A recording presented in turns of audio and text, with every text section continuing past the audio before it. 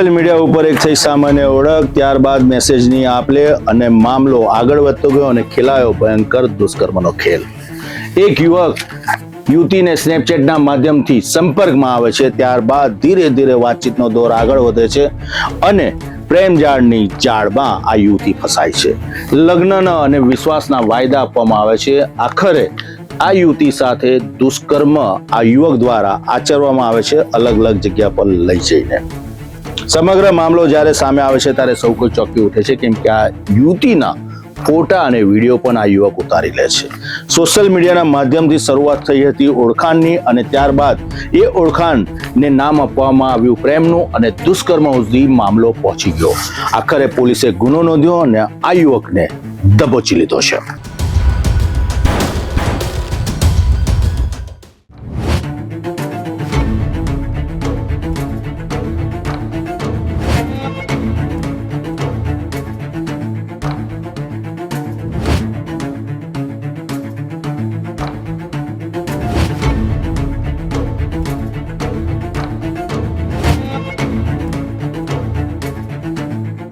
મોરબી જિલ્લાના ગ્રામ્ય વિસ્તારમાં રહેતી યુવતી સોશિયલ મીડિયા એપ સ્નેપચેટના માધ્યમથી સોહિલ ખાન ફિરોઝ ખાન પઠાણ નામના યુવકના સંપર્કમાં આવી હતી. શરૂઆતમાં સામાન્ય વાતચીતથી શરૂ થયેલો સંબંધ ધીમે ધીમે નજીકમાં બદલાયો હતો.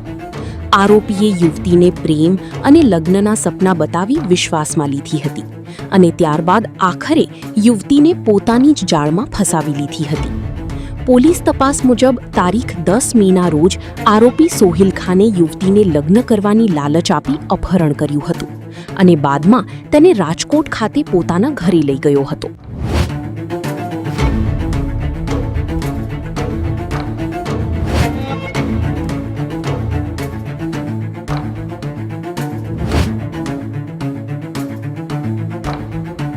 રાજકોટ ખાતે લઈ ગયા બાદ આરોપીએ યુવતી સાથે દુષ્કર્મ આચર્યું હોવાનું સામે આવ્યું છે.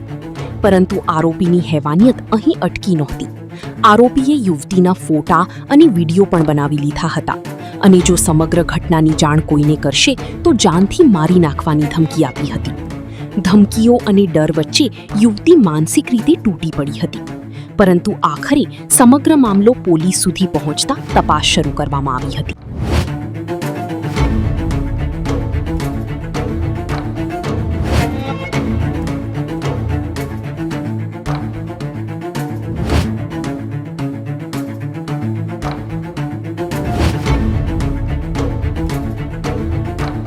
મોરબી પોલીસે આ સંદર્ભે દુષ્કર્મનો ગુનો નોંધ્યો, અપહરણનો ગુનો નોંધ્યો અને જાનથી મારી નાખવાની ધમકી આપ્યાનો પણ ગુનો નોંધ્યો. યુવક એટલેથી જ નહોતો હટક્યો, પરંતુ યુવતીની સાથે દુષ્કર્મ આચર્યા બાદ તેના ફોટા પાડી લીધા, વિડીયો ઉતાર્યો અને તેને જાનથી મારી નાખવાની ધમકી આપી. આવી ધમકી તે વારંવાર આપતો રહ્યો. આખરે પોલીસે આ યુવકને દબોચી લીધો છે. તેનું નામ છે ફિરોઝ સોહિલ ખાન પઠાણ. હાલમાં ફિરોઝની કડક હાથે પોલીસ પૂછપરછ કરી રહી છે અને જોરદાર પાઠ પણ શીખવાડી રહી છે. માસૂમ યુવતીને પોતાની જાળમાં ફસાવીને ફિરોઝે તેની જિંદગી બરબાદ કરી નાખી. તેની સાથે દુષ્કર્મ આચર્યું, અપહરણ કર્યું અને સ્નેપચેટના માધ્યમથી તેનો સંપર્ક કર્યો. આવા અનેક ફિરોઝ ફરતા હશે સોશિયલ મીડિયાના માધ્યમથી અને આવી યુવતીઓને ફસાવતા હશે. સતર્ક રહો, સાવધાન રહો. સોશિયલ મીડિયાના માધ્યમથી જ્યારે પણ સંપર્ક કરો ત્યારે માત્ર કામની જ વાત કરો.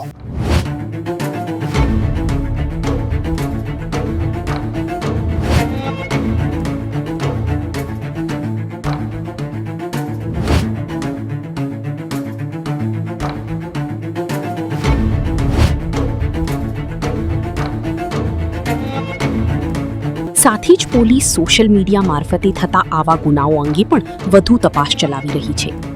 આ ઘટનાએ મોરબી જિલ્લામાં ભારે ચકચાર મચાવી દીધી છે.